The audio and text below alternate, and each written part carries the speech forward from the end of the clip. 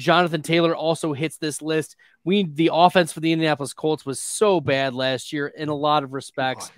It was so bad.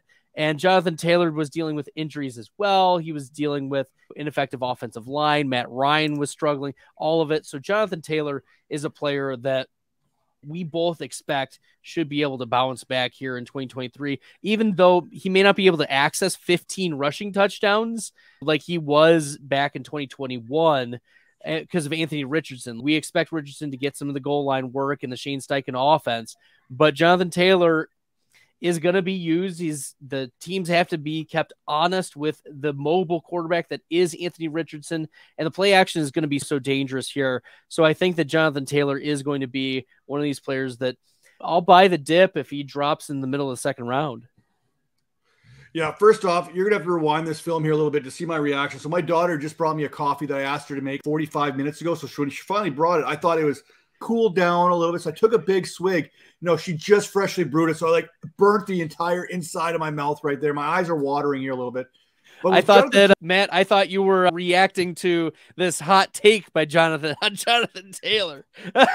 The hate on Jonathan Taylor just makes me cry. Really, buy the dip, people. Buy the dip. If there's any dip out there, buy it. Jonathan Taylor is still going to be a top 3 dynasty running back. You could argue Bijan Robinson and Breece Hall. Jonathan Taylor is right in that conversation as far as dynasty is concerned.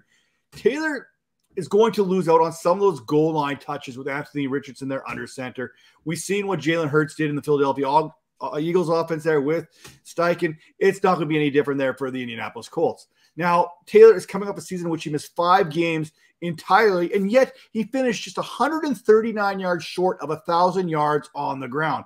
Just a quick reminder that while Richardson is going to get some of those goal line touches, remember, Miles Sanders in this Steichen offense there with Jalen Hurts, he still ran the ball in on 11 occasions. We talked about Miles Sanders still being a top 5 rushing running back as far as yards concerned. He had 11 rushing touchdowns. If you're worried about Richardson taking all this and cannibalizing Taylor's opportunities, there's going to be some opportunities taken away, but it's not going to affect him all that much. Now add in 143 receiving yards, and Taylor has 3 straight seasons with at least 1,000 total yards.